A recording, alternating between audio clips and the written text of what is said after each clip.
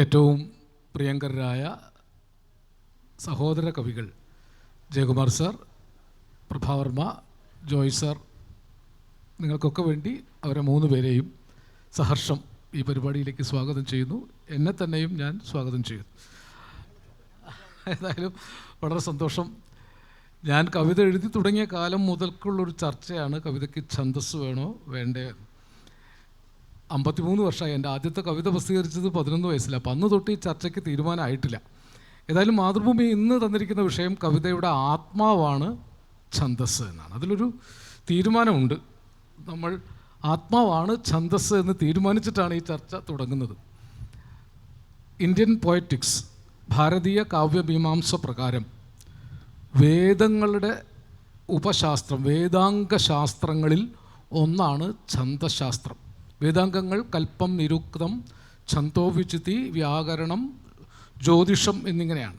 അപ്പോൾ ഒരു ശാസ്ത്രമായിട്ട് ഭാരതത്തിൽ പണ്ടുകാലം മുതലേ നിലനിന്നിരുന്നതാണ് ഛന്ദസ്, ഛന്ദോവിചിതി, വേദാംഗ ശാസ്ത്രമാണ്. അപ്പോൾ ആ നിലയ്ക്ക് ഇന്ത്യൻ കവിതയിൽ എല്ലാ ഭാഷകളിലും ഛന്ദസ് ഉണ്ടായിരുന്നു. നമുക്ക് തന്നെ ദീർഘകാലം ഛന്ദസ്സിലാണ് മലയാള കവിത പോയത്. ആധുനികതയുടെ ഒരു ഘട്ടത്തിലാണ് ഛന്ദോമുക്തമായ കവിതകൾ സജീവമായിട്ട് വന്നത്. എനിക്ക് തോന്നുന്നു 20-ാം നൂറ്റാണ്ടിൻ്റെ പകുതിയിൽ തന്നെ VVK വാലത്തിനെ പോലുള്ള ആളുകൾ ഗദ്യ കവിത എന്ന പേരിൽ ഈ മുക്തഛന്ദസ് കവിതകൾ എഴുതിയിരുന്നു.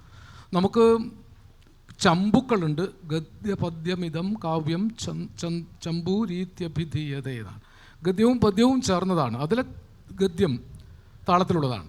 പന്താട്ടത്തറ, സന്ധ്യാമന്ദിരം, ആയുധശാലകൾ, ആയാസപുര, ചന്ദനമന്ദിരം, ഇന്ദുശിലാലയം, ആനപ്പന്തികൾ, ഭോജനശാലകൾ, മാണിക്യത്തറ, മരതകമണ്ഡപം, ഇന്ദ്രമണിക്കെട്ട്, ഇന്ധനഗേഹം, ബന്ധനഗേഹം, കനകക്കെട്ടുകൾ, സഭ്യജനാനാം വിഹരണമന്ദിരം, അങ്ങനെ പലതുണ്ട് അങ്ങൊരു ഭാഗേ. ഒരു ഗദ്യഭാഗ ചമ്പൂലെ. അത് നമുക്ക് ഇങ്ങനെ ചൊല്ലാവുന്നതാണ്.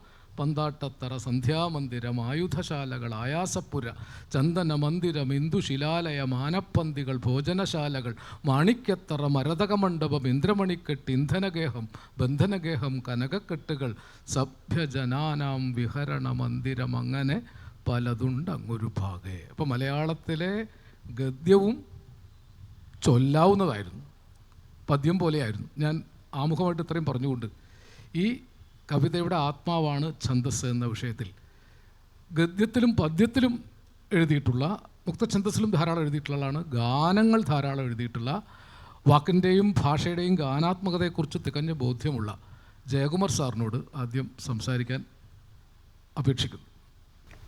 ഈ വേദിയിലിരിക്കുന്ന 4 പേരിൽ ഇവരെല്ലാവരും ഛന്ദോബദ്ധമായി കവിത എഴുതുന്ന ആൾക്കാരാണ്.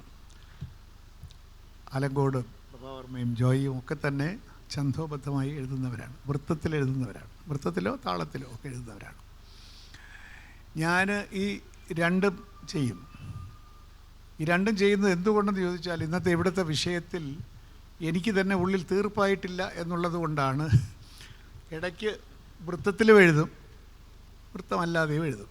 കൂടുതലും വൃത്തമല്ലാത്ത കവിതകളാണെന്ന് എനിക്ക് തോന്നുന്നു. 2 ആർഗ്യുമെൻറ്റ്സ് ഉണ്ട്. ഞാനീ പറയുന്നതൊന്നും അന്തിമ തീർപ്പല്ല. കവിതയ്ക്ക് ഛന്ദസ് വേണമോ വേണ്ടയോ, വേണമെന്ന് മാതൃഭൂമി പറഞ്ഞിരിക്കുകയാണ്, വേണമെന്നാണ് ചർച്ച അല്ലേ. അവിടെ നമുക്ക് എതിർപ്പുണ്ട്.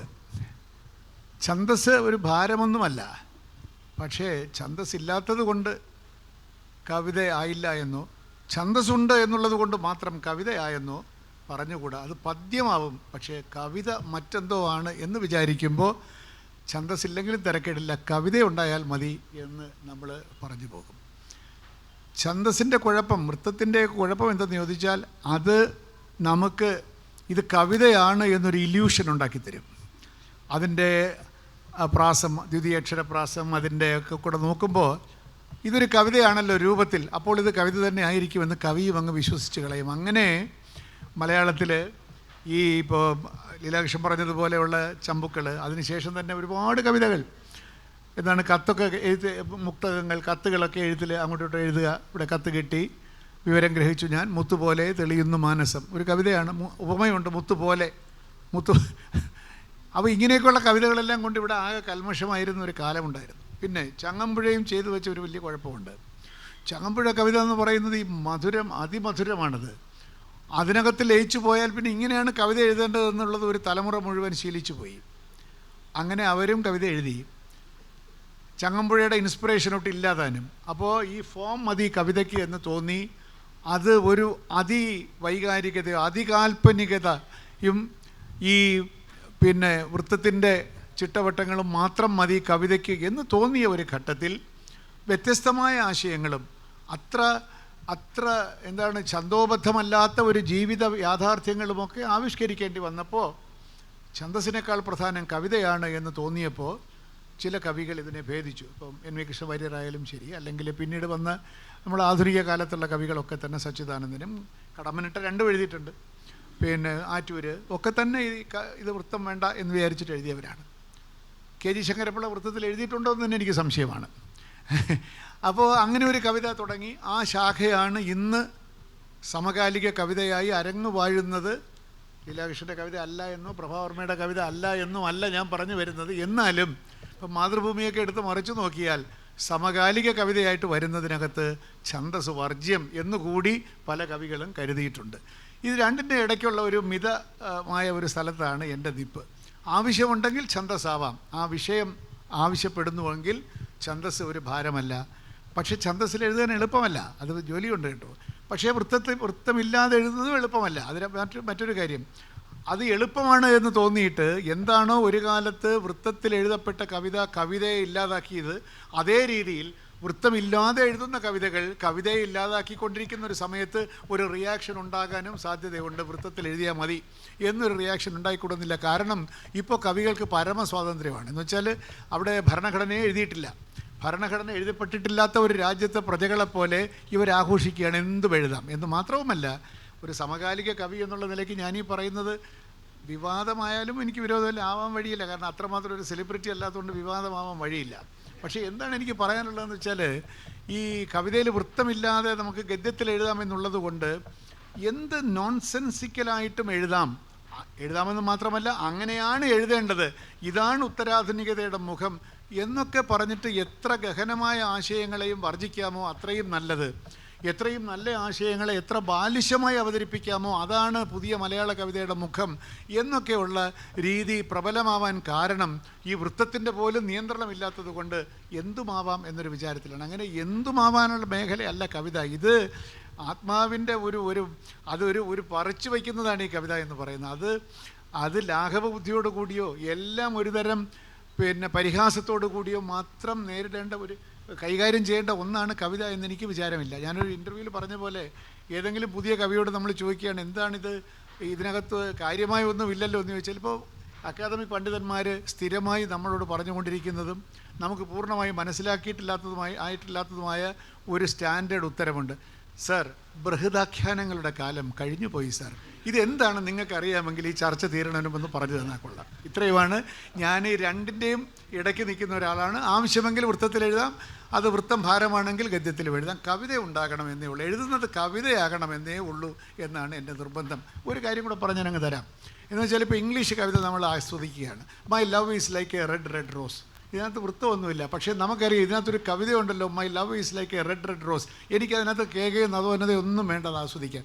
നമ്മൾ ഇംഗ്ലീഷ് കവിത ആസ്വദിക്കുമ്പോൾ, പരിഭാഷയിലുള്ളൊരു കവിത ആസ്വദിക്കുമ്പോൾ, എന്തിന് ടാഗോറിൻ്റെ ഗീതാഞ്ജലി വായിക്കുമ്പോൾ അതിലെ വൃത്തമൊന്നും നമുക്ക് വേണ്ട. ആ ആശയത്തിൻ്റെ കവിതയിൽ നമ്മളങ്ങ് ഇറങ്ങിപ്പോവാണല്ലോ, അത് മതി. അതാണ് കവിത എന്നാണ് എൻ്റെ വിചാരം. തീർച്ചയായും ഒരു മധ്യസ്ഥ മാർഗത്തിലാണ് ജയകുമാർ സാർ സംസാരിച്ചത്. അത് തർക്ക വിഷയമാകുമ്പോഴും ഇപ്പോഴും ഞാനിതിൽ മോഡറേറ്റർ ആയതുകൊണ്ട് ഇതിനകത്ത് പക്ഷം പിടിക്കുന്നില്ല. പക്ഷെ ഒരു കാര്യമുണ്ട്, ഇപ്പം പലചരക്ക് പീടികയിലേക്കോ പച്ചക്കറി പീടികയിലേക്കോ സാധനങ്ങൾ വാങ്ങാൻ എഴുതിക്കൊണ്ടുപോയ ഒരു കടലാസ് കവി മാറിയിട്ട് പത്രാപ്പീസിലുള്ള കവറിലിട്ടാൽ അത് അടുത്ത ആഴ്ച കവിതയായിട്ട് അച്ചടിച്ചു വരുന്ന ഒരവസ്ഥ മലയാളത്തിൽ ഇന്ന് ഉണ്ടായിട്ടുണ്ട്. ജിജിയുടെ ചർച്ച വളരെ സജീവമായിട്ട് നടക്കുകയാണ്. അത് ഞാനിപ്പോൾ കണ്ടംപററിയായിട്ട് പറയുന്നില്ല. എന്നാൽ അതിസമ്പന്നമായ ഒരു താള സംസ്കാരമുള്ള നാടാണ് കേരളം.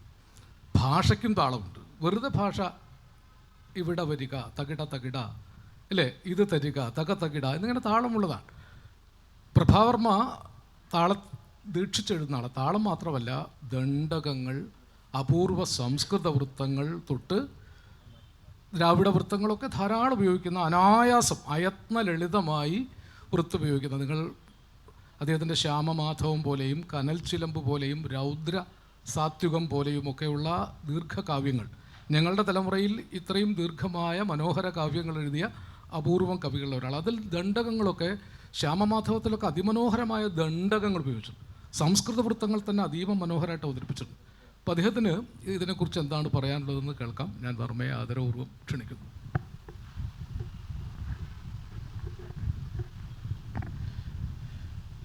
ഏതാണ്ട് വ്യത്യസ്തങ്ങൾ എന്ന് പറയാവുന്ന, വേണമെങ്കിൽ വിരുദ്ധങ്ങൾ എന്ന് തന്നെ പറയാവുന്ന വിധത്തിലുള്ള രണ്ട് വ്യാഖ്യാനങ്ങൾ നിങ്ങളുടെ മുമ്പിൽ ഇവിടെ അവതരിപ്പിക്കപ്പെട്ടു.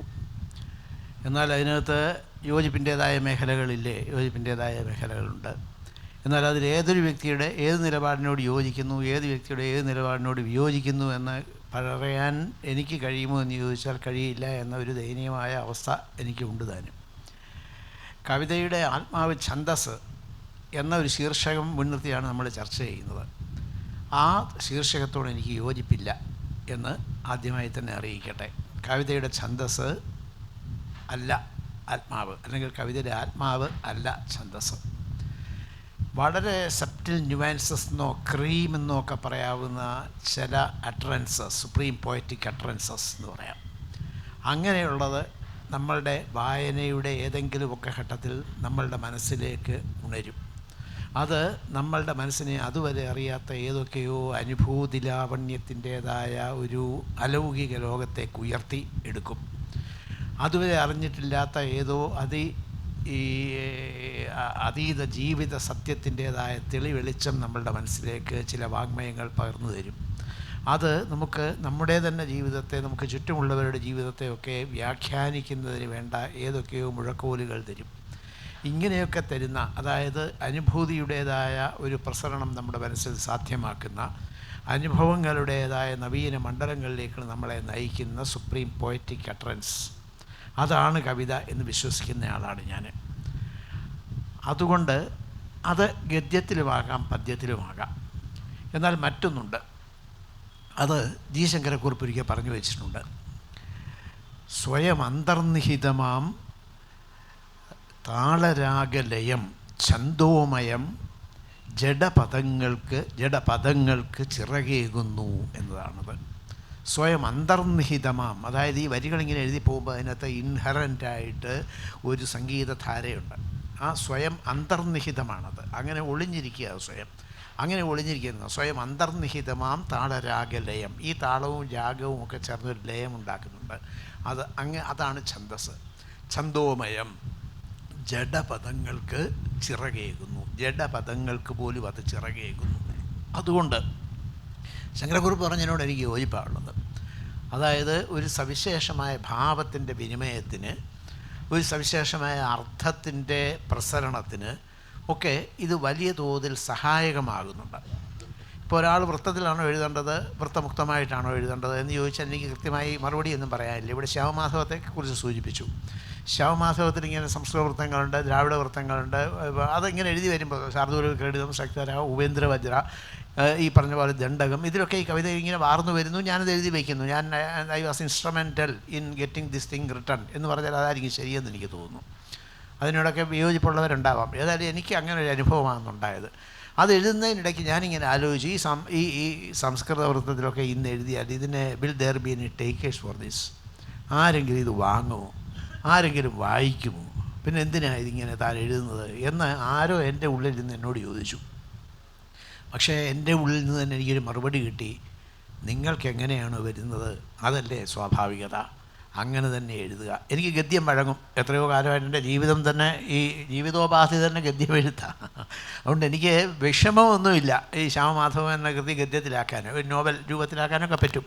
പക്ഷേ എനിക്കിത് സ്വാഭാവികമായിട്ട് അനായാസേന നിസർഗസുന്ദരമായിട്ട് ഇങ്ങനെ വാർന്ന് കിട്ടുന്നത് ഈ ഒരു രാഗഛായയിലാണ്, ഈ വൃത്ത നിബദ്ധമായ ഒരു ശൈലിയിലാണ്. അപ്പോൾ അതിനെ അങ്ങോട്ട് ഇല്ലായ്മ ചെയ്തിട്ട് ഞാൻ എന്തിന് മറ്റൊരു വഴിക്ക് പോകണം? അങ്ങനെ ചെയ്യുന്നത് കവിതയോട് കാട്ടുന്ന ഒരു സത്യസന്ധതയില്ലായ്മയാണ്, അവിശ്വസ്തതയാണ്, ഒരു ഇൻ്റലക്ച്വൽ ഡിസോണസ്റ്റി എന്നൊക്കെ പറഞ്ഞില്ലേ, അതുമാതിരി ഒന്നാണ് എന്നെനിക്ക് തോന്നുകയും ഞാൻ ആ വൃത്തത്തിൻ്റെ വഴിയെ തന്നെ പോവുകയുമായിരുന്നത്. എന്നാൽ ഇനി ഉപേന്ദ്രവജ്രയിൽ എഴുതാം, അല്ലെങ്കിൽ ശാർദൂല ശാർദൂല വിക്രീഡിതത്തിൽ എഴുതാം, അല്ലെങ്കിൽ ശ്രദ്ധരയിൽ എഴുതാം എന്നൊന്നും തീരുമാനിച്ചല്ല എഴുതിയിട്ടുള്ളത്. അതിൻ്റെ ഒരു അനുഭവം എന്താണെന്ന് വെച്ചാൽ, ഏതൊരു ഭാവമാണോ ആ സമയത്ത് വായനക്കാരിലേക്ക് സംക്രമിപ്പിക്കേണ്ടത്, ആ ഭാവം ഉണർത്തുന്ന തരത്തിലുള്ള ഒരു വൃത്തത്തിലെ ആ വരികൾ അങ്ങനെ വാർന്നു വീണിട്ടുള്ളൂ എൻ്റെ മനസ്സിലേക്ക്. അങ്ങനെ മനസ്സിലേക്ക് സ്വാഭാവികമായി വാർന്നു വീണ ആ രീതിയിൽ മാത്രമേ ഞാൻ എൻ്റെ മനസ്സിൽ നിന്ന് ഈ കടലാസിലേക്ക് പകർന്നിട്ടുള്ളൂ. അപ്പോൾ എൻ്റെ കവിതയുടെ വൃത്തം ഏതാണ്, അല്ലെങ്കിൽ അതിന് വൃത്തം വേണോ അതോ വൃത്തമുക്തമാവണോ എന്നൊക്കെ തീരുമാനിക്കുന്നത് എൻ്റെ കവിതയാണ്, ഞാനല്ല. എൻ്റെ കവിതയിലുള്ള ആ സവിശേഷമായ ഭാവമാണ്, ഞാനല്ല. ആ ഭാവം നിശ്ചയിക്കും, ഇന്നത് ഇന്ന വിധത്തിൽ വേണം. ഇടയ്ക്കിടെ പച്ചില നീട്ടിടേണ്ട മുളം കുഴൽ പാട്ടിനി വേണ്ട വേണ്ട മുടന്തനാടാണിവനെന്ന് പാവം നിനച്ച് നീ തോളിലെടുക്ക വേണ്ട എന്നെഴുതിയിട്ടുണ്ട് അതിൻ്റെ ഒരു ഭാഗത്ത് ഞാൻ. അപ്പോൾ അവിടെ എന്തുകൊണ്ട് ഈ ഒരു സവിശേഷ പദക്രമം എന്ന് ചോദിച്ചാൽ, ആ വരികളുടെ ഒരു ഭാവം അതാണ്. എന്നാൽ മറ്റൊരുടെ താഴ്ചതോ ദർപ്പണം ഇങ്ങ് വീണ എന്നൊക്കെ പറഞ്ഞിട്ട് സക്തരെ ശാർദൂല വിക്രീഡിതമുണ്ട്. അപ്പോൾ ഈ കവിതയുടെ ഭാവമാണ് സത്യത്തിൽ ഈ വാങ്മയത്തെ നിശ്ചയിക്കുന്നത്, അതിൻ്റെ രൂപത്തെ നിശ്ചയിക്കുന്നത് എന്നാണ് എനിക്ക് തോന്നുന്നത്. അപ്പോൾ ഇങ്ങനെ ഒരു വലിയ പൊട്ടൻഷ്യൽ നമ്മുടെ ഭാഷയിലുണ്ട്. ഇപ്പോൾ രാമചരിതം മുതൽ ഇങ്ങോട്ട് മലയാള കവിതയുടെ ചരിത്രം എടുത്തു കഴിഞ്ഞാൽ വലിയൊരു ഗേയ പാരമ്പര്യം നമുക്കുണ്ട്, പാടാൻ വേണ്ടിയുള്ളത് കൂടിയാണ് കവിത. ഈ വിധത്തിലുള്ളൊരു വലിയ പൊട്ടൻഷ്യൽ ഉണ്ടായിട്ട് ആ പൊട്ടൻഷ്യലിന് വലിയ തോതിൽ ഈ ഭാവസംക്രമണ ശേഷി ഉണ്ടായിട്ട് അതിൻ്റെ സാധ്യതകളൊന്നും എക്സ്പ്ലോർ ചെയ്യാതെ അതിൽ നിന്ന് തിരിഞ്ഞു നടന്നുകൊള്ളണമെന്ന് ആരെങ്കിലും പറഞ്ഞാൽ എനിക്ക് അതിനോട് യോജിപ്പുമില്ല. ഈ സവിശേഷ ഭാവങ്ങളെ ഉണർത്തുന്നതിന്, വായനക്കാരൻ്റെ മനസ്സിൽ ഉണർത്തുന്നതിന് ചില പ്രത്യേക ഭാവങ്ങൾ, വൃത്തഭാവങ്ങൾ, ഛന്ദസ്സിൻ്റെ ഭാവങ്ങളൊക്കെ സഹായകമാകുന്നുണ്ട്. ആ സഹായമാകുന്നുണ്ടെന്നുള്ള ഒരു ചെറിയ ഉദാഹരണം കൊണ്ട് പറയാം. ശങ്കരാചാര്യർ ഇങ്ങനെ ഈ ദേശപര്യടനത്തിനൊക്കെ പോയി, അങ്ങനെ പോയി കഴിഞ്ഞിട്ട് അമ്മയ്ക്ക് എപ്പോഴാണോ വയ്യാതെ വരുന്നത് അപ്പോൾ അമ്മയുടെ അടുത്തേക്ക് എത്താമെന്നൊരു വാക്കൊക്കെ കൊടുത്തിരുന്നു. അമ്മയുടെ അടുത്തേക്ക് വന്നു, അമ്മ അതിൻ്റെ ഒരു സിങ്കിങ് ആയിട്ടുള്ളൊരവസ്ഥയാണ്. അങ്ങനെയുള്ളൊരവസ്ഥയിൽ അമ്മയുടെ അടുത്ത് ചെന്ന് നിന്നപ്പോൾ അമ്മ ഒരു ശ്ലോകം ചൊല്ലാൻ ആവശ്യപ്പെടുന്നു. അദ്ദേഹം ചൊല്ലുന്ന ശ്ലോകം ഇതാണ്: ജടാകടാഹസംഭ്രമഭ്രമം നിലിംബ നിർജ്ജരീ വിലോല വീജി വല്ലരീ വിരാജരാജമൂർധനി ഥഗജ്വലല്ലാടപട്ടപാവകേ കിശോരചന്ദ്രശേഖരേരതി പ്രദക്ഷിണം മമ. ഇങ്ങനെ പോവുക.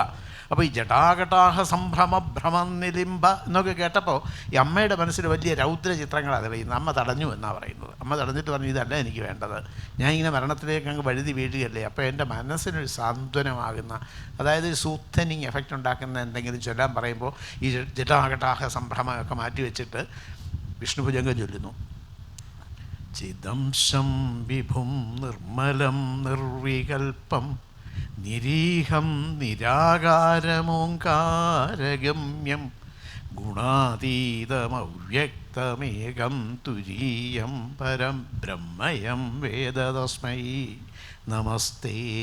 ഇങ്ങനെ ഇത് എല്ലാവർക്കും യോജിപ്പുണ്ടാകും. ഇത് മരിക്കാൻ പോകുന്ന ഒരാളുടെ മനസ്സിനെ, മരണത്തെ നേരിടാൻ തക്കവിധം ആ മനസ്സിനെ കണ്ടീഷൻ ചെയ്തെടുക്കാൻ പോകുന്ന എന്തോ ഒരു സിദ്ധിവിശേഷമുള്ള ഒരു വൃത്തമാണിത്. ഭുജംഗപ്രയാതം അതുപോലെയുള്ള ചില വൃത്തങ്ങൾ ആണ് എന്നുള്ള കാര്യത്തിൽ തർക്കമൊന്നുമില്ല. ഞാൻ ദൈവവിശ്വാസിയല്ല, ജാതി വിശ്വാസിയല്ല, മതവിശ്വാസിയല്ല. ദൈവവിശ്വാസിയല്ലാത്ത എനിക്ക് പോലും ആഗ്രഹമുണ്ട് ഞാൻ മരിക്കുന്ന സമയത്ത് ഈ വിഷ്ണുഭുജംഗം ഒന്ന് കേട്ടാൽ കൊള്ളാവുന്നു. അത് ദൈവവുമായി ബന്ധപ്പെട്ടൊരു ചിന്തയല്ല. എന്ത് സുഖമായിരിക്കും മരിക്കുന്ന സമയത്ത് ഈ ചിദംശം വിഭും നിർമ്മലം നിർവികൽപ്പം നിരീഹം നിരാകാരമോങ്കാരഗമ്യം. ഇങ്ങനെ കേട്ടുകൊണ്ട് മരിക്കുന്ന വലിയ സുഖകരമായൊരു കാര്യമായിട്ടാണ് എനിക്ക് തോന്നുന്നത്. അതുകൊണ്ട് ദൈവവിശ്വാസമായിട്ടൊന്നും ബന്ധപ്പെടുത്തിയല്ല എങ്കിൽ പോലും ഞാനിപ്പോഴും പറയും, ഈ വൃത്തങ്ങൾക്ക് ചില പ്രത്യേക ധർമ്മം അനുഷ്ഠിക്കാൻ കഴിയും. ആ ധർമ്മം അനുഷ്ഠിക്കാനുള്ള ഒരു സാധ്യത വൃത്തങ്ങൾക്കുണ്ടായിരിക്കെ അതിനെ അപ്പാടെ തള്ളിക്കളയുന്നത് ഉചിതമല്ല എന്നൊരു അഭിപ്രായം എനിക്കുണ്ട്. അങ്ങനെ തള്ളിക്കളയുന്നവരില്ലേ? പ്രസ്ഥാന നായകരായിട്ടുള്ള ആളുകൾ തന്നെ ഇതിനെ അപ്പാടെ തള്ളിക്കളയുന്നുണ്ട്. അവരുടെ കാര്യത്തിൽ ഞാൻ അവരുടെ ഒരു പരിമിതിയായിട്ട് മാത്രമേ കാണുന്നുള്ളൂ. ചില പ്രസ്ഥാന നായകരൊക്കെ പറഞ്ഞു കേട്ടിട്ടുണ്ട്, ഞാൻ സഗ്ധരയിൽ ശാർദൂല വിക്രീഡിതത്തിൽ ഒക്കെ എഴുതി എൻ്റെ കഴിവ് മുഴുവൻ തെളിയിച്ച ശേഷമാണ് ഞാനതൊക്കെ മാറി ഈ വൃത്തമുക്തമായ രീതിയിൽ എഴുതി തുടങ്ങിയത് എന്ന് പറയുന്നുണ്ട്. ഞാൻ വെല്ലുവിളിച്ച് പറയാം, ഈ പറയുന്ന പ്രസ്ഥാന നായകനെ ഒരു ക്ലാസ് മുറിയിൽ ഇരുത്താം, രാവിലെ 10 മുതൽ 5 വരെ ഒരു കടലാസ് കൊടുത്ത് അവിടെ ഇരുത്താം. 5 മണിയാകുമ്പോൾ ഒരു സഗ്ധര അല്ലെങ്കിൽ ഒരു ശാർദൂല വിക്രീഡിതം ഒന്ന് തെറ്റുകൂടാതെ ഒന്ന് എഴുതി കാണിക്കട്ടെ. ഇത്രയും കാലമായല്ലോ ഈ കാവ്യ അനുശീലനത്തിൻ്റെ എഴുതിയൊക്കെയുള്ള അനുശീലനമൊക്കെ ഉണ്ടല്ലോ. അപ്പോൾ ഇതൊക്കെ proof of the pudding is in the eating. അതിലാണ് തെളിയേണ്ടത്. പുഡിങ്ങിൻ്റെ മേന്മ, പുഡിങ്ങിൻ്റെ രുചി എന്ന് പറയുന്നത് തെളിയേണ്ടത് എവിടെയാണ്? അത് ഈ ക്ലെയിമിലല്ല, മറിച്ച് ഈ കവിത എഴുതുന്നതിലാണ് തെളിയേണ്ടത്. അപ്പോൾ ഞാൻ പറയുന്നത് ഈ വിധത്തിലുള്ള ഒരുപാട് പൊട്ടൻഷ്യലുള്ള നമ്മുടെ നാടിൻ്റെ ഒരു പല പല തലമുറകളിലായിട്ട് ആയിരത്താണ്ടുകളായിട്ട് രൂപപ്പെട്ടു വന്ന ഒരു വലിയ ഒരു പൊട്ടൻഷ്യൽ, അതിനെ അങ്ങനെ ഉപേക്ഷിച്ച് പോകേണ്ടതില്ല എന്നൊരു അഭിപ്രായം എനിക്കുണ്ട്. ഇപ്പോൾ ആശാൻ്റെ കാലത്തെ ഒരു കവിയാണ് കൃഷ്ണൻ പെരുന്നെല്ലി. ആ കൃഷ്ണൻ പെരുന്നെല്ലിയുടെ ഒരു ശ്ലോകം കൂടെ ഞാൻ ചൊല്ലിയിട്ട് നിർത്താം. ചാലേ നാലഞ്ചു ബാലച്ചടുലമിഴികൾ തൻ ചാരു പൂഞ്ചേല കട്ടങ്ങാലിന്മേലേ കരേറിയിട്ടമലത പുലരും പുഞ്ചിരിപ്പൂനിലാവാൽ. ഈ കവിതയുടെ ഒരു പ്രത്യേകത ഞാൻ എന്തുകൊണ്ടാണ് ചൊല്ലുന്നതെന്ന് വെച്ചാൽ, ഈ കേവലമായ ഈ ഭാഷയെ അല്ലെങ്കിൽ അതിലെ ഈ സന്നിവേശ രീതിയെയൊക്കെ മറികടന്നുകൊണ്ട് ഒരു ഭാവത്തെ ഞാൻ നേരത്തെ സൂചിപ്പിച്ചതുപോലെ സംവേദനം ചെയ്യുന്നതിന് ഉള്ള സാധ്യത ദ്യോതിപ്പിക്കുന്ന തരത്തിലുള്ള വരികളായത്. ഇതായത് ഒരു സാഹിബിൻ്റെ അടുത്ത് ചെന്ന് നിന്നിട്ട് നമ്മൾ ഇത് ചൊല്ലേണ്ട പോലെ, ഞാൻ ചൊല്ലുന്ന പോലല്ല, ചൊല്ലേണ്ട പോലെ ചൊല്ലിയാൽ അയാൾക്കിതിൻ്റെ ഒരു ഭാവപ്രപഞ്ചം എന്താണെന്നുള്ളത് മനസ്സിലാവും, ഇതിൻ്റെ ഒരു അർത്ഥ സവിശേഷത എന്താണെന്നുള്ളത് മനസ്സിലാവും. ഈ മലയാള ഭാഷ അറിയണമെന്നില്ല, അല്ലാതെ തന്നെ. അതുകൊണ്ടാണ് ഞാൻ പറയുന്നത്, transcending the barriers of language കവിത communicates if it is in ഛന്ദസ് എന്ന് ഞാൻ പറയും. അത്രമാത്രമേ ഉള്ളൂ. ഇപ്പോൾ ചാലേ നാലഞ്ചു ബാല ചടുല മിഴികൾ, അച്ചടുല മിഴികൾ എന്ന് പറയുന്നിടത്ത് ആ ചടുലത എന്താണെന്ന് മനസ്സിലാവും. ചടുല മിഴികൾ തഞ്ചാരു പൂഞ്ചേല കട്ട് അങ്ങാലിന്മേലേ കരേറിയിട്ടെന്ന് പറയുമ്പോൾ മേലെ എവിടെയോ കയറുകയാണെന്നുള്ളത് മനസ്സിലാകും. അമലത പുലരും പുഞ്ചിരിപ്പൂനിലാവാൽ എന്ന് പറയുമ്പോൾ വളരെ പ്രസാദാത്മകമായ ഒരു അന്തരീക്ഷമാണ് ഇവിടെ സൂചിപ്പിക്കപ്പെടുന്നത് എന്നുള്ളത് മനസ്സിലാവും. ഇങ്ങനെയൊക്കെയുള്ള വലിയ സാധ്യത നമ്മുടെ ഭാഷയിൽ, നമ്മുടെ സംസ്കാരത്തിൽ, നമ്മുടെ ഈണത്തിൽ, നമ്മുടെ ചൊൽവഴക്കങ്ങളിൽ ഒക്കെ തന്നെയുണ്ട്. ആ ഒരു സാധ്യത നമ്മുടെ പുതിയ തലമുറയ്ക്ക് ഇല്ലാതാക്കി കളഞ്ഞു എന്നുള്ളതാണ് അത്യാധുനികത എന്ന വാക്കാൽ വ്യവഹരിക്കപ്പെടുന്ന പുതിയ പല പ്രസ്ഥാനങ്ങളുടെയും നായകർ ചെയ്ത ഏറ്റവും വലിയ ക്രൈം. വിചാരണ ചെയ്യപ്പെടേണ്ട ക്രൈമാണ്. Crime against the posterity. തീർച്ചയായും ചർച്ച അടുത്തൊരു വിധാനത്തിലേക്ക് കടന്നിട്ടുണ്ട് അല്ലേ?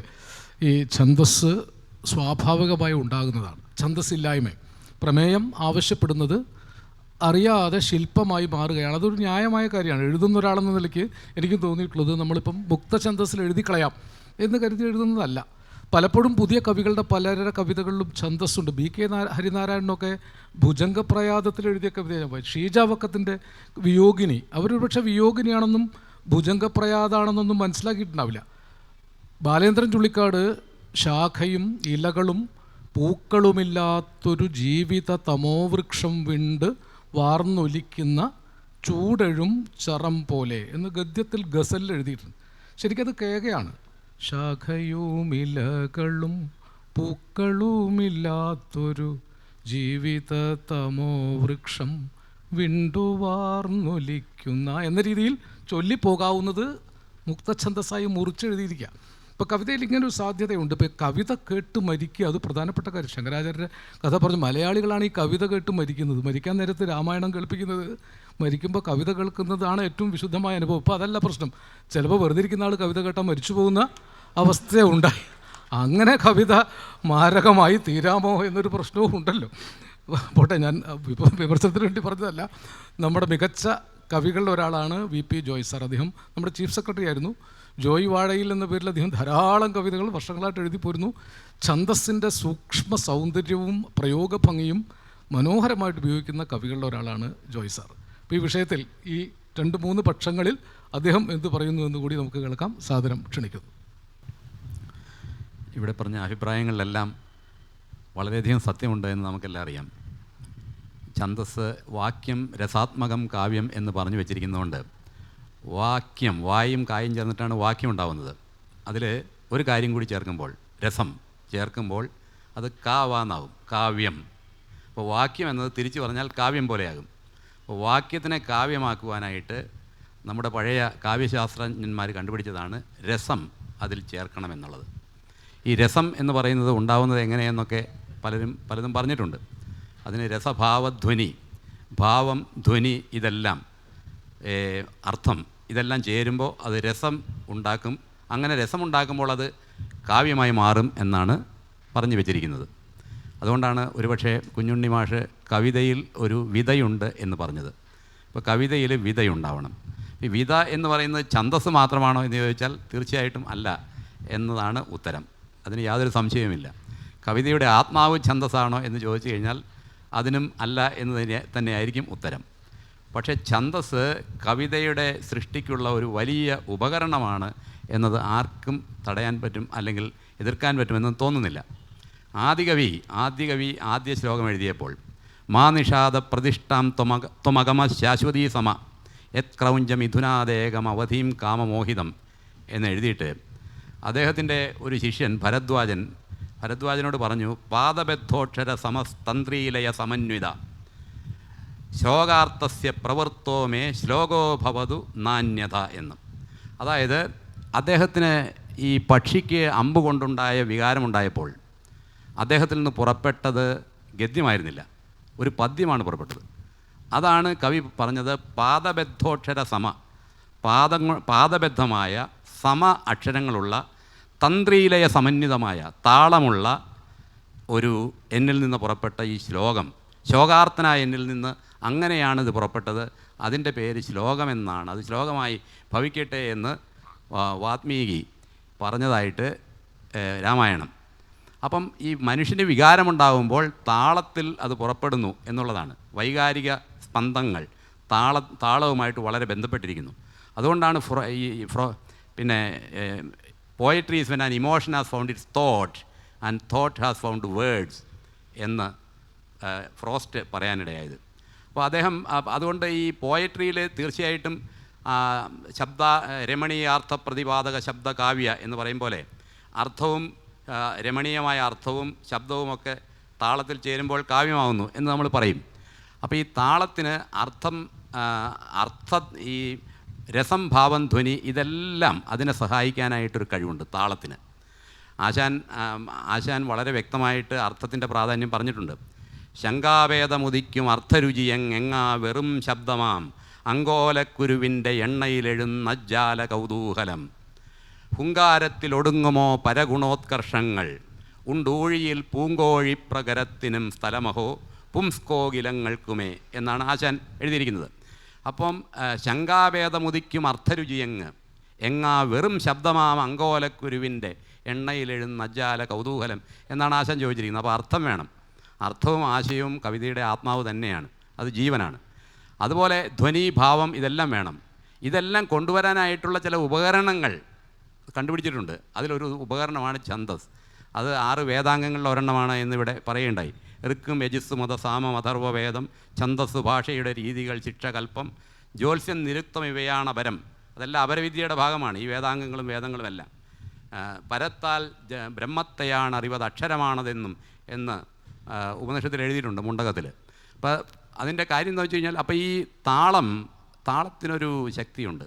ആ താളത്തിന് ശക്തിയുള്ളതുകൊണ്ടാണ് വയലാറ് വാളല്ലൻ സമരായുധം ഛണഛണധ്വാനം മുഴക്കിയിടുവാൻ ആളല്ല എൻ കരവാള് വിറ്റൊരു മണി പൊൻവീണ വാങ്ങിച്ചു ഞാൻ താളം രാഗലയ ശ്രുതിസ്വരം ഇവയ്ക്കല്ലാതെ ഒന്നിനുമിന്നോളക്കുത്തുകൾ തീർക്കുവാൻ കഴിയുകില്ലെൻ പ്രേമതീർത്ഥങ്ങളിൽ എന്ന് പറഞ്ഞത്.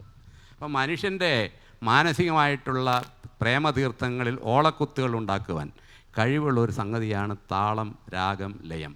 അപ്പോൾ ഈ താളം, രാഗം, ലയത്തിന് അർത്ഥം സൃഷ്ടിക്കാനും കഴിവുണ്ട്. അപ്പം അർത്ഥത്തിനും അത് സപ്പോർട്ട് ചെയ്യാനുള്ള കഴിവുണ്ട്. അപ്പോൾ അർത്ഥത്തിനും ധ്വനിക്കും രസത്തിനുമെല്ലാം ആവശ്യമായ പിൻബലം കൊടുക്കുന്ന ഉപകരണമാണ് ഈ താളം, ഛന്ദസ് എന്നൊക്കെ പറയുന്നത്. അത്തരം ഉപകരണങ്ങൾ ചിലപ്പോൾ അത് ഒരു നിയമമാണ്, അതൊരു ബന്ധനമാണ് എന്ന് തോന്നുന്നവർ ബന്ധനം ഉപേക്ഷിച്ച് പൂർണ്ണമായും അർത്ഥത്തിൻ്റെ പിറകെ സഞ്ചരിക്കുന്നതിൽ തെറ്റൊന്നുമില്ല. അപ്പം അത് അർത്ഥം കൊണ്ട് അത്ര അർത്ഥപുഷ്കലമാക്കിയിട്ട് സാധിക്കുമെങ്കിൽ, ലൈക്ക് നമ്മുടെ ഇതിലെ trees are the prayers earth makes to the sky and we fell them down and turn them into paper to record our emptiness എന്നൊക്കെ ഖലീൽ ജിബ്രാൻ എഴുതിയ പോലെ ആ രീതിയിൽ അർത്ഥപുഷ്കലമായിട്ടുള്ള കാര്യങ്ങൾ തീർച്ചയായിട്ടും കാവ്യം തന്നെയായിട്ട് മാറും, അതിന് സംശയമില്ല. പക്ഷേ മനുഷ്യൻ്റെ ഈ രസഭാവധ്വനികളെ എല്ലാം ഒരുമിച്ച് ചേർക്കാൻ, അതിനെ വളരെയധികം പിന്തുണ നൽകാൻ എല്ലാം താളത്തിന് വലിയ കഴിവുണ്ട് എന്ന് മനസ്സിലാക്കിയതുകൊണ്ടാണ് ഈ ഭാഷയിൽ തുടക്കം മുതൽ നമ്മൾ നോക്കിക്കഴിഞ്ഞാൽ 7-ാം നൂറ്റാണ്ട് മുതൽ എടുത്തു കഴിഞ്ഞാൽ പാട്ട് പ്രസ്ഥാനം, അല്ലെങ്കിൽ സന്ദേശകാവ്യം, അതുമല്ലെങ്കിൽ തുള്ളൽ കവിതകൾ, അതുമല്ലെങ്കിൽ അങ്ങനെ എപ്പോഴും എല്ലായിടത്തും ഒരു പാട്ട് മലയാളത്തിലുണ്ട്. കാരണം മലയാളം ഒരു താളാത്മക ഭാഷയാണ്, താളത്തിൽ നിന്ന് ഉയർക്കൊണ്ടൊരു ഭാഷയാണ്. കാരണം തമിഴിൽ താളമുണ്ട്, വലിയ താളമുള്ള ഭാഷയാണ് തമിഴ്. സംസ്കൃതം അതുപോലെ താളമുള്ള ഭാഷയാണ്. സംസ്കൃത വൃത്തങ്ങളെല്ലാം എത്ര എണ്ണം ഉണ്ടെന്ന് എണ്ണി നോക്കിക്കഴിഞ്ഞാൽ അതിന് എണ്ണാൻ നമ്പര് പുതിയത് കണ്ടുപിടിക്കേണ്ടി വരും. അതുപോലെ വൃത്ത താളങ്ങളുണ്ട് സംസ്കൃതത്തിൽ. മലയാളവും തമിഴും സംസ്കൃതവും ചേർന്നുണ്ടായ മലയാളത്തിൽ ഉള്ള താളശക്തി വളരെ വളരെ വലുതാണ്. അത് മറ്റു ഭാഷകളിൽ ഇല്ലാത്തതാണ്. അത് മലയാളത്തിൻ്റെ വലിയൊരു ശക്തിയാണ് താളം, ദൗർബല്യമല്ല. അപ്പോൾ ഈ താളങ്ങൾ, മലയാളത്തിൻ്റെ ഈ താളശക്തി മുഴുവൻ മലയാളത്തിന് നൈസർഗികമായി സിദ്ധിച്ച താളശക്തി, അത് ഉപയോഗപ്പെടുത്തുന്നത്, കവിതയുടെ ഒരു സങ്കേതമായിട്ട് അതിനെ ഉപയോഗപ്പെടുത്തുന്നത് വളരെ വളരെ നല്ലതാണ്. അതുകൊണ്ടാണ് ഈ കവിതയ്ക്ക് അങ്ങനെ ഒരു സങ്കേതത്തിൽ കവിത എന്ന് പറയുന്ന ഒരു സൃഷ്ടി പല നൂറ്റാണ്ടുകളായിട്ട് ചെയ്തിരിക്കുന്നത്. അപ്പോൾ ആ സൃഷ്ടിയിൽ പിന്നെ ഗദ്യകവിത എന്ന് പറയുന്ന ഒരു വിഭാഗം ഉണ്ടായതായിട്ട് നമുക്കറിയാം. തീർച്ചയായിട്ടും ഗദ്യത്തിലും കവിതകൾ എഴുതാൻ സാധിക്കും, അതിന് യാതൊരു സംശയമില്ല. കാരണം വാക്യം രസാത്മകമാവണമെന്നേ ഉള്ളൂ. രസാത്മകമായാൽ വാക്യം കാവ്യമായിട്ട് മാറും. അതുകൊണ്ട് ഗദ്യത്തിൽ തീർച്ചയായിട്ടും കവിതകളുണ്ട്. അതിൽ വിതയുണ്ടാവണം എന്നുള്ളൊരു കാര്യമുണ്ട്. വിതയുണ്ടെങ്കിൽ ഗദ്യത്തിലും കവിതകൾ എഴുതാനായിട്ട് സാധിക്കും, അതിന് സംശയമില്ല. പക്ഷേ ഗദ്യ കവിത എന്ന് പറയുന്നത് കവിതയുടെ ഒരു വിഭാഗം മാത്രമേ ആവുന്നുള്ളൂ. കവിത എന്ന് പറയുന്നത് വലിയൊരു നദിയായിട്ട് നമ്മൾ സങ്കല്പിച്ചാൽ ആ നദിയിൽ ഒഴുകിച്ചേരുന്ന പല പോഷക നദികളുണ്ടാവും. ആ പോഷക നദികളിലെ ഒരു ഭാഗമാണ് ഗദ്യ കവിത, ഒരു വിഭാഗം മാത്രമാണ്. ആ കവിത എന്ന് പറയുന്ന ആ നദിയെ നമ്മൾ ഒരു സുപ്രഭാതത്തിൽ ഗദ്യ കവിതയായിട്ട് മാറ്റിയെടുക്കാൻ സാധിക്കില്ല. കാരണം കവിത ഇതുപോലെ നേരത്തെ ഞാൻ സൂചിച്ചതുപോലെ പലതരം പാട്ടുകൾ മലയാള സാഹിത്യത്തിൽ ഓരോ നൂറ്റാണ്ടിലും ഓരോ പുതിയതരം കാവ്യസങ്കേതങ്ങൾ, താളസങ്കേതങ്ങൾ ഉണ്ടായിട്ടുണ്ട്. അത് ആ സങ്കേതങ്ങളെല്ലാം ചേർന്ന് ഒഴുകിയതാണ് ഈ മലയാള കവിത. ആ മഹാസരിത്തിനെ നമുക്ക് വളരെ ശുഷ്കമായ, വളരെ നീരോട്ടമില്ലാത്ത ഒരു ഗദ്യ സരിത്തായിട്ട് മാത്രം മാറ്റുവാനായിട്ട് സാധിക്കുകയില്ല. അത് വയലാർ തന്നെ എഴുതിയിട്ടുണ്ട്, ഉടവാൾ ഉരുക്കി ഞാൻ വീണ തീർത്തത് നാട്ടിൽ ഉറക്കുപാട്ടും പാടി സഞ്ചരിക്കുവാനല്ല, കാറ്റടിച്ചിളക്കുന്ന കാലത്തിൻ ധീരസ്വരം മാറ്റത്തിൻ രാഗം ദാനം പല്ലവിയാക്കാനത്രേ. മനുഷ്യ മസ്തിഷ്കത്തോടല്ല, മാംസത്തോടല്ല, മനസ്സിനോടെ കാവ്യഹൃദയം സംസാരിക്കൂ. അപ്പം നമ്മൾ മസ്തിഷ്കത്തിനോട് സംസാരിക്കുമ്പോൾ ബൗദ്ധികമായിട്ട് സംസാരിക്കും. നമുക്ക് ബുദ്ധി ഉപയോഗിച്ചാണ് മനുഷ്യൻ്റെ മസ്തിഷ്കത്തിനോട് സംസാരിക്കുന്നത്. മനുഷ്യ മസ്തിഷ്കത്തോടല്ല, മാംസത്തോടല്ല, മനസ്സിനോടെ കാവ്യഹൃദയം സംസാരിക്കൂ. മനസ്സിനോട് സംസാരിക്കേണ്ടി വരുമ്പോൾ നമുക്ക് ചിലപ്പോൾ താളം പ്രയോജനപ്പെടും.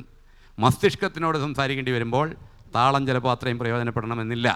ഗദ്യമായിരിക്കും കൂടുതൽ പ്രയോജനപ്പെടുന്നത്. പിന്നെ ഇത് ഇംഗ്ലീഷ് ഭാഷയിലെ കഴിഞ്ഞ നൂറ്റാണ്ടിൻ്റെ ആദ്യ കാലഘട്ടത്തിൽ ഉണ്ടായ ഒരു മൂവ്മെൻറ്റാണ് ഈ ആധുനികത എന്നൊക്കെ പറയുന്ന സംഭവം. അപ്പോൾ ഈ ഇംഗ്ലീഷ് ഭാഷയിൽ ഈ മലയാളവും സംസ്കൃതവും തമിഴ് സംസ്കൃതവും ചേരുമ്പോൾ ഉണ്ടാകുന്ന താളശക്തി ഇംഗ്ലീഷ് ഭാഷയ്ക്കില്ല എന്നുള്ളത് എല്ലാവർക്കും അറിയാവുന്നതാണ്. ഇംഗ്ലീഷ് ഭാഷയിൽ ഏതെങ്കിലും ഒരു വൃത്തത്തിൽ കവിത എഴുതാൻ സാധിക്കുമോ? ഇല്ല. അപ്പോൾ അതുകൊണ്ട് അവർ സൃഷ്ടിച്ച ഒരു പുതിയ സങ്കേതമാണ് ഈ അതിൽ ഒരു ആധുനികത ആരോപിക്കുന്നതിൽ യാതൊരു അർത്ഥവുമില്ല. കാരണം കവിതയുടെ ആധുനികത എന്ന് പറയുന്നത് ക്ലോക്കിലെ കാലത്ത് സൂചിപ്പിക്കുന്ന കാര്യമല്ല. ക്ലോക്കിൽ നോക്കി ആധുനികത കണ്ടുപിടിക്കാൻ സാധിക്കുകയില്ല. അതിൻ്റെ ഉള്ളടക്കം നോക്കി ആധുനികത കണ്ടുപിടിക്കണം. 16-ാം നൂറ്റാണ്ടിൽ എഴുതിയതാണ് ജ്ഞാനപ്പാന, പൂന്താനത്തിൻ്റെ ജ്ഞാനപ്പാന. അപ്പോൾ പൂന്താനത്തിൻ്റെ ജ്ഞാനപ്പാനയിൽ എഴുതിയിരിക്കുന്നു, എത്ര ജന്മം പ്രയാസപ്പെട്ടിക്കാലം അത്ര വന്നു പിറന്നു സുഹൃതത്താൽ, എത്ര ജന്മം മലത്തിൽ കഴിഞ്ഞതും എത്ര ജന്മം ജലത്തിൽ കഴിഞ്ഞതും, എത്ര ജന്മങ്ങൾ മണ്ണിൽ കഴിഞ്ഞതും എത്ര ജന്മം മരങ്ങളായി നിന്നതും, എത്ര ജന്മം അരിച്ചു നടന്നതും എത്ര ജന്മം മൃഗങ്ങൾ പശുക്കളായി, അത് വന്നിട്ട് ഇവണ്ണം ലഭിച്ചൊരു മർത്യജന്മത്തിന് മുമ്പേ കഴിച്ചു നാം. എത്രയും പ്രയാസപ്പെട്ട് വന്നതാണ് ഈ മനുഷ്യജന്മം എന്ന് പറയുകയാണ്. ഇത് 16-ാം നൂറ്റാണ്ടിൽ എഴുതിയതാണ്. 19-ാം നൂറ്റാണ്ടിൽ അല്ലെങ്കിൽ 20-ാം നൂറ്റാണ്ടിൽ ഡാർവിൻ്റെ പരിണാമ സിദ്ധാന്തമാണ് എഴുതി വച്ചിരിക്കുന്നത്. ഈ പരിണാമ സിദ്ധാന്തത്തിൽ മനുഷ്യവംശം ഏതൊക്കെ ദശകളിൽ പോയി എന്നുള്ളതാണ് ഈ അതേ ഓർഡറിൽ തന്നെയാണ് വരുന്നത്, മലത്തിൽ കഴിഞ്ഞതും ജലത്തിൽ കഴിഞ്ഞതും എന്ന് പറയുന്നത്. അപ്പോൾ ഇത് പഴഞ്ചനാവുന്നത് എങ്ങനെയാണ്? 16-ാം നൂറ്റാണ്ടിൽ എഴുതിയതുകൊണ്ട് മാത്രം അതെങ്ങനെയാണ് പഴഞ്ചനായിട്ട് മാറും? അതും എന്തുകൊണ്ട് അത് ആധുനികമല്ലാതെ ആവുന്നത് എങ്ങനെയാണ്? അപ്പോൾ ആധുനികത എന്ന് പറയുന്നത് ക്ലോക്കിലെ സൂചി കാണിക്കുന്ന പ്രവർത്തനമല്ല. ആധുനികത എന്ന് പറയുന്നത് അതിൻ്റെ ഉള്ളടക്കം സൂചിപ്പിക്കേണ്ട പ്രവർത്തനമാണ്. അത് മനസ്സിലാക്കി കഴിഞ്ഞാൽ നമ്മൾ പലപ്പോഴും കവിതയുടെ ആത്മാവ് എന്ത് എന്ന കാര്യത്തിൽ ഒരു വ്യക്തമായ ഉത്തരം കിട്ടും. അപ്പം കവിതയുടെ ആത്മാവ് ഛന്ദസ്സാണോ എന്ന് ചോദിച്ചു കഴിഞ്ഞാൽ അല്ല, തീർച്ചയായിട്ടുമല്ല. കവിതയുടെ ആത്മാവ് രസഭാവധ്വനികളാണ്, അർത്ഥമാണ്, ആശയവും. പക്ഷേ അതിൽ ശബ്ദത്തിനൊരു കഴിവുണ്ട്, ശബ്ദത്തിനൊരു പ്രത്യേകതയുണ്ട്, അതിനൊരു ഭാവമുണ്ട്. കാരണം ഈ കാവ്യനർത്തകി എന്ന് പറയുന്ന കവിതയിൽ ചങ്ങമ്പുഴ അദ്ദേഹം ഒരു നർത്തകിയെ അവതരിപ്പിക്കുകയാണ്. നർത്തനം ചെയ്യുന്നതിന് വേഷഭൂഷാദികൾ വേണമെന്ന് നിർബന്ധമൊന്നുമില്ല. പക്ഷേ കനകച്ചിലങ്ക കിലുങ്ങി കാഞ്ചന കാഞ്ചി കുലുങ്ങി കടമഴിക്കോണുകളിൽ സ്വപ്നം മയങ്ങി കതിരുതിർപ്പു പുഞ്ചിരി ചെഞ്ചുണ്ടിൽ തങ്ങി ഒഴുകുമുടയാടയിൽ ഒളിയലകൾ ജിന്നി അഴകൊരുടലാർന്ന പോലെ അങ്ങനെ മിന്നി മതിമോഹന ശുഭനർത്തനമാടുന്ന ഈ മഹിതേ മമ മുന്നിൽ നിന്നു നീ മലയാള കവിതേ എന്ന് ചങ്ങമ്പുഴ എഴുതിയത്. ഇനി അത് ഗദ്യത്തിലൊന്ന് പറയൂ. അത്ര മനോഹരമായിട്ട് നൃത്തം ചെയ്യിക്കൂ നർത്തകിയെ കൊണ്ട് വാക്കുകൾ ഉപയോഗിച്ച്. വലിയ പ്രയാസമായിരിക്കും അത്. ആ നൃത്തം കാണാൻ സാധിക്കുകയില്ല. അപ്പോൾ എല്ലാത്തിനും നേരത്തെ പറഞ്ഞതുപോലെ ഓരോ കാര്യത്തിനും അതിൻ്റേതായ ഒരു ഉപകരണം വേണം, ആ ഉപകരണം ഉപയോഗിക്കണം. അപ്പോൾ ആ ഉപകരണം നമ്മൾക്ക് പറയേണ്ടത്, നമുക്ക് എന്താണോ സംവേദനം ചെയ്യേണ്ടത് എന്നതനുസരിച്ച് നമ്മൾ അതിന് യോജിച്ച ഉപകരണം തിരഞ്ഞെടുക്കുന്നു. പലപ്പോഴും ആ ഉപകരണത്തിന് ഛന്ദസ് എന്ന് പറയുന്നത് വളരെ പ്രധാനപ്പെട്ട ഒരു ഉപകരണമാണ്. അത് മലയാള ഭാഷയുടെ വലിയൊരു ശക്തിയും ശേഷിയുമാണ്. അത് ശക്തിയെ ദൗർബല്യമാക്കി ചിത്രീകരിക്കുന്നത് ഭാഷയോട് ചെയ്യുന്ന ഒരു പക്ഷേ വലിയൊരു ക്രൂരതയായിരിക്കും. നമുക്കറിയാം, വള്ളത്തോൾ തന്നെ ഒരിടത്ത് എഴുതിയിട്ടുണ്ട്, നമ്മുടെ മാതാവ് കൈരളി പണ്ടൊരു പൊന്മണി പൈതലായി വാണകാലം യാതൊരു ചിന്തയുമില്ലാതെ കേവലം ചേതസി തോന്നിയ മാതിരിയിൽ ഏടലർ ചെങ്കാൽ ചിലങ്ക കിലുങ്ങുമാർ ഓടിക്കളിച്ചു നടന്ന കാലം. പാടിയ പാട്ടുകൾ എത്ര മനോഹരമാണ് എന്നാണ് പറയുന്നത്. അപ്പം കൈരളി പൊന്മണി പൈതലായി വാണകാലം മുതൽ പാട്ടുകൾ പാടി ഏടലർ ചെങ്കാൽ ചിലങ്ക കിലുങ്ങുമാർ ഓടിക്കളിച്ച് നടന്ന കാലം തൊട്ട് പാട്ടുകൾ പാടി നടന്നതാണ് കൈരളി. ആ കൈരളി നൃത്തം ചെയ്ത് നടന്നതാണ് കൈരളി. അങ്ങനെ പാട്ട് പാടുകയും നൃത്തം ചെയ്യുന്ന കൈരളി ഈ പാട്ടും നൃത്തവും എല്ലാം വളരെയധികം അപഹാസ്യമാണ് എന്ന രീതിയിൽ ഒരു കൈരളിയെ നമ്മൾ വളരെ മോശക്കാരിയാക്കി മാറ്റുന്നത് അത്ര ശരിയായിരിക്കണമെന്നില്ല. പ്രത്യേകിച്ചും അത് മറ്റേ പ്രരോദനത്തിൽ ആശാൻ പറഞ്ഞതുപോലെ ഹൂണഭാഷയുടെ ആ ഗാംഭീര്യം കണ്ടിട്ട് നമ്മൾ കൈരളിയെ അങ്ങനെ വളരെ വളരെ അഗണ്യ കോടിയിൽ തള്ളിക്കളയുന്നത് ശരിയായിരിക്കും എന്ന് തോന്നുന്നില്ല. വീണ്ടും ചർച്ച കുറേ കൂടി ഉയർന്ന തലത്തിലേക്ക്. വാക്യം രസാത്മകം കാവ്യം. ഛന്ദസ് അല്ല, വാക്യത്തിന് രസം നൽകലാണ്. രസമുണ്ടാക്കുന്നത് എങ്ങനെയാണെന്നൊരു പ്രശ്നം വരും. അപ്പോൾ കുരുമുളകും വെള്ളുള്ളിയും ഉപ്പും കായവും ഒക്കെ ചേർത്താൽ രസമുണ്ടാകും എന്ന് ശ്രീനിവാസൻ പറഞ്ഞതുപോലെയും പുതിയ കവികൾക്ക് പറയാവുന്നതാണ്. അതിൻ്റെ ആവശ്യമില്ല, രസത്തിൻ്റെ പൊടിയും വാങ്ങാൻ കിട്ടും. പക്ഷേ രസം ഉണ്ടാക്കുക എന്നത് നേരത്തെ വയലാറിനെ കുറിച്ച് പറഞ്ഞതുകൊണ്ടാണ്. ശാർദൂല വിക്രീഡിതം പോലെ പണ്ട് ശ്ലോകക്കാർ ശബ്ദകോലാഹലമാക്കിയിരുന്ന അതിലൊരു കവിത ചൊല്ലിയില്ലേ, നാദം ശൂന്യതയിങ്കൽ ആദ്യം അമൃതം വർഷിച്ച നാളിൽ ഗതോന്മാദം വിശ്വപദാർത്ഥശാല ഒരിടത്തൊന്നായി തുടിച്ചിടവേ ആ ദാഹിച്ചു വിടർന്ന ജീവകലികാനാളങ്ങളിൽ കാലമേ നീ ദർശിച്ച രസാനുഭൂതി പകരൂ മൽപാനപാത്രങ്ങളിൽ. കമ്മ്യൂണിസ്റ്റ് ദർശനവും രസാനുഭൂതിയും കൂടി ശാർദൂല വിക്രീഡത്തിൽ ഇങ്ങനെ സംഗീതാത്മകമായി ചേർത്ത കവിയാണ്. ഇപ്പോൾ രണ്ട് പാട്ടെഴുതുന്ന കവികളും കൂടിയാണ്. പാട്ട് നമ്മുടെ കവിതയുടെ ആത്മാവാണെന്ന് വി പി ജോയ് സാർ പറഞ്ഞു. എഴുത്തച്ഛൻ എഴുതിയത് കിളിപ്പാട്ടാണ്, കുഞ്ചൻ നമ്പ്യാർ എഴുതിയത് തുള്ളൽ പാട്ടാണ്, മോയിൻകുട്ടി വൈദ്യർ എഴുതിയത് മാപ്പിളപ്പാട്ടാണ്, പൂന്താനം എഴുതിയത് പാനപ്പാട്ടാണ്. അല്ലേ? പാട്ടിൽ നിന്ന് തുടങ്ങി പാട്ടിലേക്ക് വളർന്നതാണ്. തീർച്ചയായും മലയാള കവിതയുടെ പ്രയുക്ത കവിത, അപ്ലൈഡ് പോയട്രി, അതും ഛന്ദസ്സിലാണ്. അതിന് ഛന്ദസ്സുണ്ട്. ഇപ്പോൾ നളചരിതമാട്ടക്കഥ അത് കാവ്യമായിരിക്കെ തന്നെ അതൊരു നാടകമാണ്. അത് അപ്ലൈഡ് പോയട്രിയാണ്, സോപാന സംഗീതം. ഇപ്പോൾ ഇരയിമന്തമ്പിയുടെ നാടായിരുന്നു. ഇരയിമന്തമ്പി അപ്ലൈഡ് പോയട്രിയുടെ ഒരു ആചാര്യനായിരുന്നു, സ്വാതി തിരുനാൾ. അപ്പോൾ കവിതയിൽ ഈ അപ്ലൈഡ് പോയട്രി, പ്രയുക്ത കവിത, അതിനും ഛന്ദസ് വേണം. ദക്ഷിണാമൂർത്തി സ്വാമി പറഞ്ഞത് പറമ്പിൻ്റെ ആധാരം തന്നാലും ഞാൻ പാട്ടാക്കി തരാമെന്നാണ്. പക്ഷെ പറമ്പിൻ്റെ ആധാരം പാട്ടാക്കിയാൽ ചന്ദനലേപ സുഗന്ധം തൂവിയതാരോ കാറ്റോ കാമിനിയോ മൈവർണ്ണപ്പെട്ടി തുറന്ന് കൊടുത്തത് യൗവനമോ ഋതുദേവതയോ എന്നോ കളരി വിളക്ക് തെളിഞ്ഞതാണോ കൊന്നമരം പൂത്തുലഞ്ഞതാണോ എന്നോ സൂര്യാംശു പോരോ വയൽപ്പൂവിലും വൈരം പതിക്കുന്നുവോ എന്നോ, സായന്തനം നിഴൽ വീശിയില്ല ശ്രാവണപ്പൂക്കൾ ഉറങ്ങിയില്ല എന്നോ ഒന്നും ആധാരം ചിട്ടപ്പെടുത്തിയാൽ ഇതുപോലെ സുന്ദരമാവില്ല. അപ്പോൾ പ്രയുക്ത കവിതയായ ഗാനത്തിൽ ഛന്ദസ് വേണം. ഒരു മാറ്റത്തിന് വേണ്ടി അങ്ങനെ ആയാലോ? ജയകുമാർ സാറിനോട് അങ്ങനെ ഒരു ചോദ്യം ചോദിക്കും. മധ്യസ്ഥ മാർഗത്തിലുള്ള ആളാണ്. ഗദ്യത്തിൽ ഗാനം എഴുതാൻ പറ്റുമോ? അല്ല, അത്രത്തോളമായില്ല. പിന്നെ ന്യൂജൻ സിനിമകൾ വന്ന് ഇങ്ങനെ പോയാൽ ഇപ്പോൾ ഉള്ള പാട്ടിൻ്റെ സ്ഥാനത്ത് ഗദ്യകവിത ആയാലും തിരക്കേടില്ല എന്ന് കഴിഞ്ഞൊരു സെഷനിവിടെ അതായിരുന്നു. ഇപ്പോഴത്തെ പല പാട്ടുകളെക്കാളും ഭേദമാണ് കേട്ടോ ഈ മാരകമെന്ന് ലീലാകൃഷ്ണൻ വിശേഷിപ്പിച്ച പല കവിതകൾ. അത് പോട്ടെ, അപ്പോൾ ഈ ചർച്ച അവസാനിപ്പിക്കാൻ അധികം സമയമില്ലാത്തതുകൊണ്ട് ഞാൻ പറയുകയാണ്. ജോയി പറഞ്ഞതും പ്രഭാവർമ്മ പറഞ്ഞതും ഒക്കെ ഈ കാവ്യ മീമാംസയൊക്കെ നമുക്കൊക്കെ അറിയാം, വളരെ ശരിയുമാണ്. അതിനെപ്പറ്റി ഒന്നും ഒരു തർക്കവുമില്ല ഇവിടെ. ഒരു കാര്യമേ ഉള്ളൂ, ഒന്ന് ഛന്ദോബദ്ധമായി എഴുതേണ്ടി വരുമ്പോൾ അതിനകത്തുനിന്ന് ആശയം വാർന്നു പോകത്തക്ക രീതിയിൽ ഛന്ദസ് ഒതുക്കിക്കളയുന്ന അത്ര പ്രതിഭയില്ലാത്ത കവികളും കൂടി ആയിരിക്കണം. ഒന്ന്, ഛന്ദസ്സിൽ എഴുതിയാൽ വെറുതെ പ്രാസത്തിന് വേണ്ടിയും വൃത്തത്തിന് വേണ്ടിയുമൊക്കെ വലിച്ചു നീട്ടുകയും കുറുക്കുകയൊക്കെ ചെയ്യും. അതിനേക്കാൾ നല്ലത് അതിനൊന്നും പോകാതെ എനിക്ക് പറയേണ്ട ആശയം നേരെ ചൊവ്വേ പറയുന്നതല്ലേ എന്നുള്ള ആ ഉദ്ദേശശുദ്ധിയെ നമ്മൾ മാനിക്കണം. അതൊന്ന്. രണ്ട്, ഈ കവിത ഈ വൃത്തത്തിൻ്റെ ഒരു കുഴപ്പം എന്ന് പറഞ്ഞാൽ ആവശ്യമില്ലാത്ത കാര്യങ്ങളെല്ലാം അതിനകത്ത് കയറും. പക്ഷേ ഈ പറഞ്ഞ പോലെ ഫ്രീ ആയിട്ട് എഴുതാം എന്ന് പറഞ്ഞപ്പോൾ എന്തും എഴുതിക്കളയാം എന്നൊരു വിചാരം വന്നതാണ് ഇതിൻ്റെ അപജയം.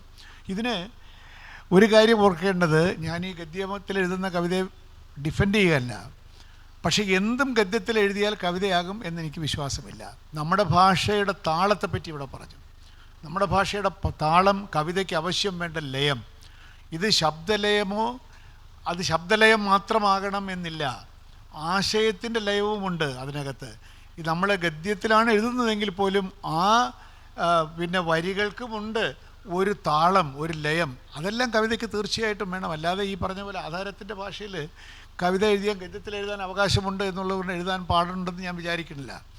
ലയവും സംഗീതവും ഒക്കെ തന്നെ ഈ ഗദ്യത്തിൽ എഴുതിയാലും നിലനിർത്താൻ സാധിക്കുന്ന ഒരു കവിതയുണ്ട് എങ്കിൽ അയാളുടെ ഗദ്യ കവിത ശുഷ്കമായ വൃത്തത്തിൽ എഴുതിയ കവിതയെക്കാളും മികച്ച കവിതയാവും എന്ന് ഞാൻ വിചാരിക്കുന്നു. ഒരു ദോഷമേ ഉള്ളൂ ഈ ഗദ്യത്തിൽ കവിത എഴുതുന്നത്. നമ്മൾ ഈ ഓട്ടോഗ്രാഫ് എഴുതി കൊടുക്കാനോ പ്രസംഗത്തിൽ ഉദ്ധരിക്കാനോ ഒന്നും ഗദ്യ കവിതകളെ കിട്ടില്ല. നമുക്ക് ഓർമ്മയില്ല എന്നുള്ളതാണ്. ഇപ്പോൾ ഇവിടെ ഇത്രയും പേരെ പ്രസംഗിച്ചല്ലോ. ജോയി ആണെങ്കിൽ ഇങ്ങനെ എനിക്ക് അസൂയാണ് കേട്ടോ. ഇത്രയും സംസ്കൃതം ഓർമ്മയുണ്ട്, എല്ലാം ഓർമ്മയുണ്ട്. എനിക്കാണെങ്കിൽ ഒന്നും ഓർമ്മയില്ല. ഇങ്ങനെ അദ്ദേഹത്തിന് ഉദ്ധരിക്കാൻ സാധിക്കും. ഏതെങ്കിലും ഇവിടെ ഞങ്ങളെല്ലാവരും കൂടെ ഗദ്യ കവിതകൾ എഴുതിക്കൊണ്ടിരിക്കുകയാണല്ലോ, ഒരു വാക്ക് ഒരു വരി ഇവിടെ ആരെങ്കിലും ഉദ്ധരിച്ചോ? അതാണ് അതിൻ്റെ ജാതകദോഷം. അതാണ് നിങ്ങൾ എഴുതുന്നു, നിങ്ങൾ വിസ്മൃതരാകുന്നു. എന്നാൽ പൂന്താനത്തെപ്പറ്റി നമ്മൾ ഇപ്പോഴും പറയുന്നു, വയലാർ രാമവർമ്മയെ പറ്റി പറയുന്നു, കുഞ്ചൻനമ്പ്യാരെ പറ്റി പറയുന്നു, ഉണ്ണായി വാര്യരെ പറ്റി. അപ്പോൾ ഛന്ദോബദ്ധമായി എഴുതുന്നതിന് കവിക്കും വേണം ഒരു കണ്ണ്. കാരണം നീ മറഞ്ഞാലും തിരയടിക്കണമെങ്കിൽ, നീലക്കുയിലേതിൻ ഗാനം തിരയടിക്കണമെങ്കിൽ അവിടെ ഗാനാത്മകമായിരിക്കണം. അല്ല, താളത്തിനും ലയത്തിനും കാലത്തെ അതിജീവിക്കാനുള്ളൊരു കഴിവുണ്ട് എന്നുള്ള കാര്യം ഗദ്യത്തിലും കവിത എഴുതുന്നവർ ഞാൻ അംഗീകരിക്കാതിരിക്കുന്നില്ല. അതുകൊണ്ടാണ് ഞാൻ ഈ മധ്യമാർഗം പിന്തുടരുന്നത് കേട്ടോ. അതാണ്. അല്ലാതെ ഇതിന് വേറൊരു സൊല്യൂഷൻ ഉണ്ടെന്ന് എനിക്ക് തോന്നുന്നില്ല. എല്ലാവരും ഛന്ദസ് മാത്രമാണ് കവിതയുടെ ആത്മാവെന്നുള്ളത് ഞങ്ങൾ 4 പേരും വിശ്വസിക്കുന്നില്ല. എന്നാൽ ഞാൻ പറയുന്നു, ഛന്ദസ്സില്ലാതെയും കവിത എഴുതാം, കവിത വേണമെന്നേ ഉള്ളൂ. അതാണ്. എന്നാൽ ചില ഗുണങ്ങളും ദോഷങ്ങളും ഉണ്ട്. ആശയത്തിന് ലയമുണ്ടാവണം. വൃത്തമില്ലെങ്കിലും ആശയത്തിന് ലയവും സംഗീതവും ഉണ്ടാകണം. അത്തരത്തിലുള്ള കവിതകൾ എന്നും നിലനിൽക്കും. ചർച്ചയുണ്ട്. അപ്പോൾ ഒരു കാര്യം കൂടെ, വർമ്മ ഇവിടെ ഇരിക്കുന്നു, ഞാൻ ഒരു മാറ്റം, ഒരു മുല്ലപ്പൂത്തു നാം കാൺമതില്ലെങ്കിലും എന്ന് പ്രഭാവർമ്മയുടെ ഒരു കവിതയുണ്ട്. ആ കവിത ഒരു പക്ഷേ നിങ്ങൾ വായിച്ചിട്ടുണ്ടാവില്ല, വർഷങ്ങൾക്ക് മുമ്പ് എഴുതിയ കവിത. ആ കവിതയുടെ ഒരു ആശയം ഛന്ദസ് മാറിയിട്ടാണ്. ഒരു ചെമ്പനീർ പൂവിറുത്തു ഞാനോമലേ ഒരു വേള നിന്നേർക്ക് നീട്ടില്ല, എങ്കിലും എങ്ങനെ നീയറിഞ്ഞു എൻ്റെ ചെമ്പനീർ പൂക്കുന്നതായി നിനക്കായി, സുഗന്ധം പരത്തുന്നതായി നിനക്കായി, പറയൂ നീ പറയൂ. ഇപ്പോൾ ഛന്ദസ്സും ഈണവും കൂടി വരുമ്പോൾ ഒരു കവിത അതീവ ഹൃദ്യമായിട്ട് നിലനിൽക്കും. അതുകൊണ്ട് ഇനിയും ഒരുപാട് കാര്യങ്ങൾ ഇതിനെക്കുറിച്ച് പറയാനുണ്ട്. നേരത്തെ ജയകുമാർ സാർ പറഞ്ഞതുപോലെ ഞങ്ങളൊക്കെ 2 കാവ്യമാർഗങ്ങളെയും നിരാകരിച്ചവരല്ല. കവിത ഉണ്ടായാൽ മതി.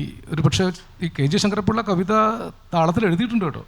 താരാവൃത രജനി കണക്കെ താരാർന്നെഴുമൊരു വൻതരുവുണ്ടൻ ശോകശ്യാമ മനസ്സിൽ.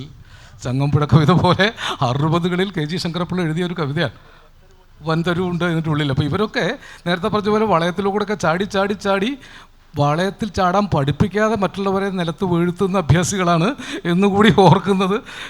അയ്യപ്പപ്പണിക്കരാണെങ്കിലും സച്ചിദാനന്ദനാണെങ്കിലും മനോഹരമായ വൃത്തത്തിൽ എഴുതാൻ കഴിയുന്ന ആളുകളാണ്. അവരാ പണി ചെയ്തു വെച്ചിട്ടുണ്ട്. പക്ഷേ ബാക്കി നിൽക്കുക ഇവനെ കൂടിയൊക്കെ പോലുള്ള കവിതകളായിരിക്കും. ഞാൻ പിന്നെ ആരെയും വിരോധം കൊണ്ട് അവരൊന്നും നമുക്ക് വിരോധമില്ല. ഈ 2 മാർഗങ്ങളും നിലനിൽക്കണം. പക്ഷേ കവിതയുടെ രസാത്മകമായ ഒരു പ്രയോഗം കവിതയിൽ ഉണ്ടാവണം. ഈ വിഷയത്തെക്കുറിച്ച് എന്തെങ്കിലുമൊക്കെ നിങ്ങൾക്ക് ഇനി സംവാദത്തിന് കുറച്ച് സമയമുണ്ടെന്ന് തോന്നുന്നു. ഇവർക്കാരോട് നിങ്ങൾക്ക് ചോദിക്കാനുള്ളത് ചോദിക്കാം. നമുക്കുള്ള സമയം ജനാധിപത്യപരമായിട്ട് ഉപയോഗിക്കാം. ഇവിടെ പറഞ്ഞത് കവിതയുടെ ആത്മാവാണ് ഛന്ദസ് എന്ന ഒരു പ്രമേയത്തിലാണ് നമ്മളിപ്പോൾ ചർച്ച ചെയ്തത്. പക്ഷേ ആ പ്രമേയത്തോട് എല്ലാവരും യോജിച്ചിട്ടില്ല എന്നുള്ളതാണ്. അല്പമെങ്കിലും യോജിച്ചത് ഒരു മോഡറേറ്റർ ആയതുകൊണ്ടാണ് ആലങ്കോട് ലീലാകൃഷ്ണൻ അതിനോട് യോജിച്ചതെന്ന് തോന്നുന്നു. അതുമാത്രമല്ല, ഇനി ഏത് വൃത്തമില്ലാത്ത സംഗതി എടുത്തു കൊടുത്തിരുന്നാലും ആലങ്കോട് ലീലാകൃഷ്ണൻ അതിനെ വൃത്തത്തിൽ പാടുകയും ചെയ്യും, അതിൻ്റെ ഇതിൻ്റെ വൃത്തത്തിലാണെന്ന് പറയുകയും ചെയ്യും. അതാണ് നേരത്തെ നമ്മുടെ എല്ലാവരുടെയും അനുഭവം. അതാണ് ജയകുമാർ സാറിനെ ആദ്യം പരിചയപ്പെടുത്തിയപ്പോൾ ഈ 2024 കേന്ദ്ര സാഹിത്യ അക്കാദമി അവാർഡ് നേടിയ കവിയാണ് എന്ന് പറയാത്തത് എനിക്കൊരു മോശമായി തോന്നി. അദ്ദേഹത്തിന് അഭിനന്ദനങ്ങൾ. എല്ലാവരും ഒരേ രീതിയിലനുസരിച്ചാണ് സംസാരിച്ചത്. അപ്പോൾ എനിക്ക് ചോദിക്കാനുള്ളത്, നിങ്ങളെല്ലാവരും പറഞ്ഞു വൃത്തത്തിനെക്കുറിച്ചും വൃത്തത്തിൻ്റെ ലക്ഷണങ്ങളെക്കുറിച്ചും അതിൻ്റെ മനോഹാരിതയെക്കുറിച്ചും ഒക്കെ പറഞ്ഞു. പക്ഷേ ഈ പുതിയ തലമുറ ഈ വൃത്തത്തിനെക്കുറിച്ച് എന്താണ് പഠിക്കുന്നത്? പുതിയ തലമുറയിലുള്ള ആൾക്കാരോട് നിങ്ങൾ ഈ വൃത്തത്തിൽ കവിത എഴുതണം, അല്ലെങ്കിൽ ഇതേ രീതിയിനനുസരിച്ചിട്ടേ കവിത എഴുതാൻ പാടുള്ളൂ എന്ന് പറയുമ്പോൾ 10ാം ക്ലാസ് വരെ പഠിക്കുന്ന ഇന്നത്തെ തലമുറയിലുള്ള ആൾക്കാർ ഈ വൃത്തത്തെക്കുറിച്ച് എന്തെങ്കിലും കാര്യങ്ങൾ പഠിക്കുന്നുണ്ടോ? നിങ്ങളെല്ലാം പഠിച്ചിരുന്ന സമയത്ത് ഉണ്ടായിരുന്നതെന്ന് പറഞ്ഞാൽ നിർബന്ധപൂർവമായിട്ടുള്ള പഠനം ഉണ്ടായിരുന്നു. എന്തുകൊണ്ടാണ് ഈ ശ്ലോകങ്ങളും വരികളും എല്ലാം നമ്മുടെ മനസ്സിലേക്ക് ഇപ്പോഴും ഓർമ്മ വരുന്നത്? നമ്മളത് കാണാതെ പഠിക്കണമായിരുന്നു. സ്കൂളിൽ പഠിക്കുമ്പോഴത്തേക്ക് ഇത് കാണാതെ പഠിച്ചില്ലെങ്കിൽ അടി കിട്ടുന്ന ഒരവസ്ഥ ഉണ്ടായിരുന്നു. അതുകൊണ്ട് നമുക്ക് ഏത് സമയത്ത് വേണമെങ്കിലും പദ്യങ്ങൾ എപ്പോഴും ഉരുവിടാൻ കഴിയും, ഗദ്യകാര്യങ്ങൾ ഉരുവിടാൻ കഴിയാത്തവരുമാണ്. അതുകൊണ്ട് പുതുതലമുറയിലുള്ള ആൾക്കാരോട് ഇത് പറയുമ്പോൾ അവർക്ക് ഈ വൃത്തം എന്താണ്, ഛന്ദസ് എന്താണ് എന്ന് പഠിക്കാനുള്ള സൗകര്യങ്ങളെങ്കിലും ഉണ്ടാക്കണ്ടേ എന്നുള്ളതാണ് എൻ്റെ ചോദ്യം. 10ാം ക്ലാസ് വരെ പഠിച്ചവരുടെ കാര്യമാണല്ലോ പറഞ്ഞത്. 7ാം ക്ലാസ് വരെ പഠിച്ച ഒരാളാണ് എഴുതിയത്, മൂടിക്കെട്ടിയ മൗനമല്ല നിഴലിൻ നീലത്തടാകങ്ങളിൽ വാടിക്കുമ്പിയ മോഹഭംഗമലരിൻ മുട്ടല്ല മുത്തല്ല ഞാൻ, കാടിനുള്ളിലരിച്ചു വീണ വെയിലല്ല അന്തർമുഖ ധ്യാനമാം, പൂവിനുള്ളിലെ നിദ്രയല്ല പുലർകാലത്തിൻ ചുവപ്പാണ് ഞാൻ. ഈ ക്രാഫ്റ്റ് സ്കൂളിൽ പോയി പഠിച്ച് പാസ്സായിട്ടൊന്നും വന്നതല്ല. കാവ്യാനുശീലനത്തിൻ്റെ ഒരു പശ്ചാത്തലം ഉണ്ടായിട്ടാണ്. ആ കാവ്യാനുശീലനത്തിൻ്റെ പശ്ചാത്തലം എങ്ങനെയാണ് ഉണ്ടാവുന്നത്? ധാരാളമായിട്ട് സമൃദ്ധമായിട്ട് കവിത വായിക്കണം. അങ്ങനെ കവിത വായിക്കണം. സ്കൂളിൽ പോകുകയൊന്നും വേണ്ട. സ്കൂളിൽ പോവുകയും കോളേജിൽ പോവുകയും ചെയ്യണം. ഞാൻ മലയാള ഭാഷ സ്കൂളിൽ കഴിഞ്ഞിട്ട് ഞാൻ പഠിച്ചിട്ടില്ല എന്നുള്ളതാണ് സത്യം. ഞാൻ BA ക്കും MA ക്കും ഒക്കെ ഇംഗ്ലീഷ് ലിറ്ററേച്ചറാണ് പഠിച്ചത്, മലയാള ഭാഷയൊന്നുമല്ല പഠിച്ചത്. അപ്പോൾ ഇതൊരു ഘടകമേ അല്ല. ഈ കാവ്യാനുശീലനത്തിൻ്റെ പശ്ചാത്തലം ഉണ്ടെങ്കിൽ ഇത് വഴങ്ങും. ഈ കാവ്യാനുശീലനത്തിൻ്റെ പശ്ചാത്തലത്തിൽ നിന്ന് പുതിയ ഒരു തലമുറയെ ആകെ അകറ്റിയത് ഒരു വലിയൊരു അളവ് വരെ നമ്മുടെ സിലബസും കരിക്കുലവുമാണ്. മറ്റൊരു പരിധി വരെ ഒരു വിഭാഗം അത് ചെയ്തത് ഈ ആധുനികതാ പ്രസ്ഥാനവുമാണ് എന്നാണ് എനിക്ക് തോന്നുന്നത്. ഒരു സെക്കൻഡ് കൂടെ, അതായത് വില്യം ആൻഡേഴ്സൺ ആണ് പറഞ്ഞത്, great composers needs great listeners, great readers needs great writers, great writers needs great readers. Great readers ഉണ്ടാവണമെങ്കിൽ ഗ്രേറ്റ് ലിസണേഴ്സ് ഉണ്ടാവണം, ഗ്രേറ്റ് റൈറ്റേഴ്സ് ഉണ്ടാവണമെങ്കിൽ. നമുക്ക് ഇപ്പോൾ ഉള്ളത് ഗ്രേറ്റ് റീഡേഴ്സിൻ്റെ ഒരു അഭാവമാണ്. ഇത് എങ്ങനെ ഉണ്ടായി എന്ന് ചോദിച്ചാൽ അടിയന്തരാവസ്ഥ കാലം മുതലാണ് ഉണ്ടായത്. അടിയന്തരാവസ്ഥ കാലത്ത് കവിതയൊക്കെ ഒരു ഫാഷനായി, ഒരു പുതിയ വിപ്ലവബോധമുള്ള ഒരു തലമുറയ്ക്ക്. എന്നാൽ അവർക്ക് വൈലോപ്പിള്ളിയെയോ കുഞ്ഞിരാമൻ നായരെയോ ഇടശ്ശേരിയെയോ ഒന്നും വായിച്ചാൽ മനസ്സിലാക്കാനുള്ള ഒരു കെൽപ്പില്ലാതെ പോയി. എന്നാൽ അവർക്ക് കവിത ആവശ്യമായും വന്നു. പാബ്ലോ നെരൂദനെ ഹോച്ചിമിൻ്റെയൊക്കെ ജയിൽ ഡയറി കുറിപ്പുകളൊക്കെ ഇങ്ങനെ കക്ഷത്തിൽ വെച്ച് നടക്കേണ്ടതായിട്ട് വന്നു. അങ്ങനെയുള്ള ആളുകളുടെ ഇൻഫീരിയർ ആയിട്ടുള്ളൊരു കാവ്യാസ്വാദന നിലവാരത്തിന് കാറ്റർ ചെയ്യുന്ന വിധത്തിൽ ഇത് തന്നെ അവസരമെന്ന് കരുതി ഏതാണ്ടൊരു ഇടതുപക്ഷ തീവ്രവാദ സ്വഭാവമുള്ള ചില എഴുത്തുകാർ എഴുതി തുടങ്ങുകയും ചെയ്തു. അതിനൊരു മജോറിറ്റി ഉണ്ട്. കാരണം എന്താ വെച്ചാൽ കവിത വായിച്ചിട്ടില്ലാത്തവരാ. ഇടശ്ശേരി അറിഞ്ഞൂടാ, അയ്യോപ്പിള്ളി അറിഞ്ഞൂടാ, കുഞ്ഞാമനാരി അറിഞ്ഞൂടാ, അങ്ങമ്പുഴ അറിഞ്ഞൂടാ, വള്ളത്തോളിനെ അറിഞ്ഞൂടാ. അങ്ങനെയുള്ള ഒരു വിഭാഗം ഇൻഫീരിയർ ആളുകൾക്ക് കാറ്റർ ചെയ്യുന്ന ഒരു കവിത ഉണ്ടായി തുടങ്ങി. അതിൻ്റെ ഒരു സമൃദ്ധിയുടെ കാലമാണിത്. ഇതിലൊരു ചെറിയ പോയിട്ട് കൂടി എനിക്ക് എൻ്റെ അനുഭവം, ഞാൻ പ്രീ ഡിഗ്രി വരെയാണ് മലയാളം പഠിച്ചത്. അതിനുശേഷം എഞ്ചിനീയറിങ്ങിന് പോയി. പക്ഷേ ഈ മലയാളം താല്പര്യമുള്ളതുകൊണ്ട് പ്രീ ഡിഗ്രിക്ക് മലയാളം എടുത്തപ്പോൾ ഒരു പ്രതിഭാസം ഞാൻ അവിടെ കണ്ടത്, ഞാൻ അവിടെ മലയാളം പഠിപ്പിക്കുന്ന അധ്യാപകൻ ക്ലാസ്സിൽ വരുമ്പോൾ, നല്ല അധ്യാപകൻ വരുമ്പോൾ അടുത്തുള്ള ക്ലാസ്സിലെ കുട്ടികളും അല്ലെങ്കിൽ ഡിഗ്രിക്കൊക്കെ പഠിക്കുന്നവരെല്ലാം ഇവിടെ കയറിയിരിക്കുന്നത് ഞാൻ കണ്ടിട്ടുണ്ട്. എൻ്റെ ക്ലാസ്സിൽ സംഭവിച്ചിട്ടുള്ളതാണ്. നല്ലതായിട്ട് പഠിപ്പിക്കുന്ന, കവിത പഠിപ്പിക്കുന്ന അധ്യാപകൻ വരുമ്പോഴാണ് അത് സംഭവിക്കുന്നത്. ഈ ഒരു പ്രതിഭാസം ഞാൻ ഇത്രയും വിദ്യാഭ്യാസം ചെയ്തിട്ട് ആകെ കണ്ടിരിക്കുന്നത് മലയാള കവിത പഠിപ്പിക്കുമ്പോൾ മാത്രമാണ്. ഇംഗ്ലീഷ് കവിത പഠിപ്പിക്കുമ്പോഴും ഇതുണ്ട്. ചിലയിടത്തൊക്കെ യൂണിവേഴ്സിറ്റി കോളേജിലൊക്കെ ഇങ്ങനെ ഉണ്ടായിട്ടുണ്ടെന്ന് ഞാൻ വായിച്ചിട്ടുണ്ട്. ഇംഗ്ലീഷ് കവിത നന്നായിട്ട് പഠിപ്പിക്കുന്നവർ കേൾക്കും, അവിടെ മറ്റ് കുട്ടികൾ കൂടി കയറിയിരിക്കും. അപ്പം ഈ കവിതയ്ക്ക് ഇങ്ങനെ ഒരു മനോഹാരിത, ഇത്രയും ആളുകളെ ആകർഷിക്കാനുള്ള ഒരു കഴിവ്, അത് മലയാള കവിതയ്ക്ക് കിട്ടിയത് ഒരു പക്ഷേ കുറേ അതിൻ്റെ ഒരു നല്ല കാര്യം, അതിൻ്റെ പ്രധാനപ്പെട്ട ഒരു കാര്യം അതിൻ്റെ താളം തന്നെയാണ്. ആ താളം കൊണ്ടാണ് കുട്ടികൾക്ക് ചെറുപ്പത്തിൽ തന്നെ കവിതയോട് താല്പര്യമുണ്ടാവാൻ ഇടയായത്. ആ താല്പര്യം മാറാത്ത രീതിയിൽ അവരെ മുന്നോട്ട് കൊണ്ടുപോയാൽ മാത്രമേ മലയാള കവിതയുടെയും മലയാള ഭാഷയുടെയും ഭാവി ശോഭനമായിരിക്കുകയുള്ളൂ എന്നാണ് എനിക്ക് തോന്നുന്നത്. എനിക്ക് കവിതയുടെ ഛന്ദസ്സിനെ കുറിച്ചൊന്നും മനസ്സിലായില്ല. പക്ഷെ എനിക്കൊരു ചോദ്യമുണ്ട്. ചെറിയ കുട്ടികളൊക്കെ അക്ഷരമാലയൊക്കെ പഠിച്ചു കഴിഞ്ഞിട്ട് അവർക്ക് പാഠപുസ്തകത്തിലുള്ള കവിതയൊക്കെ കുമാരനാശാൻ്റെയും വള്ളത്തോളിൻ്റെ എഴുത്തച്ഛൻ്റെയൊക്കെ, ഇവർ മഹാകവികളാണ്, ഇവരുടെ കവിതയൊക്കെ വളരെ നല്ലതാണ്. പക്ഷെ അക്ഷരമാലയൊക്കെ പഠിച്ചു കഴിഞ്ഞ് വായിക്കാൻ പഠിക്കുന്നതേ ഉള്ളൂ. ആ ഒരു പ്രായത്തിലുള്ള കുട്ടികൾക്ക് അത്രയും കവിത കൊടുക്കുമ്പോൾ അത്രയും നല്ല കവിതയാണ്, അവർ ഭയങ്കര എഴുത്തുകാരാണ്, മഹാകവികളാണ്. പക്ഷെ എന്നാലും കുട്ടികൾക്ക് വായിക്കാൻ അവരുടെ കവിതയെന്നൊക്കെ പറയുമ്പം ഒരു 4-5 വാക്കുകളെ ഒറ്റ വരിയിൽ ചേർത്താണ് നമ്മൾ വായിക്കുന്നത്. അപ്പം വായിക്കാനും പാടാണ്, നമുക്കതിൻ്റെ അർത്ഥവും മനസ്സിലാവത്തില്ല. അപ്പം കുട്ടികൾക്ക് എളുപ്പമായിട്ടുള്ള കവിതകൾ കൊടുക്കുകയാണെങ്കിൽ അവർക്ക് അവരുടെ മാതൃഭാഷയോടും സ്നേഹമുണ്ടാവും. അവർക്ക് കുറച്ചും കൂടെ മലയാളത്തെയും കവിതയെയും അവർ സ്നേഹിക്കാൻ തുടങ്ങും. അത് കുറച്ചും കൂടെ നല്ലതല്ലേ? ഇപ്പോഴത്തെ ടെക്സ്റ്റ് ബുക്കിലെ, പുതിയ പ്രൈമറി ടെക്സ്റ്റ് ബുക്കിലൊക്കെ കുട്ടികൾ എഴുതിയ കവിതകളാണ് കൊടുത്തിരിക്കുന്നത്. അല്ലാത്തതുകൊണ്ട് കുട്ടികൾ എഴുതിയ കവിതയും പടങ്ങളുമാണ് കൊടുത്തിരിക്കുന്നത്. അത് മനസ്സിലാക്കി പിന്നെ വേറെ പ്രശ്നമില്ലല്ലോ. പിന്നെ മഹാകവികൾ എഴുതുന്നതെല്ലാം വലിയ കുഴപ്പം പിടിച്ച ഇതുണ്ട്. കാക്കേ കൂടെ അവിടെ എഴുതിയത് മഹാകവിയാണ് കേട്ടോ, ഉള്ളൂരാണ് ഏറ്റവും. അതെ, അതുകൊണ്ട് മഹാകവികൾ അത്ര കുഴപ്പക്കാരൊന്നുമല്ല, അവർ വളരെ ലളിതമായിട്ട് എഴുതും. വലിയ കവികളല്ലാത്തവരെ കൊണ്ടാണ് കുഴപ്പം, കഠിന പദങ്ങൾ ഉപയോഗിച്ചുള്ളത്. ഇപ്പോഴത്തെ ടെക്സ്റ്റ് ബുക്കിൽ ഇത് കുറേയൊക്കെ പരിഹരിച്ചിട്ടുണ്ട് കേട്ടോ.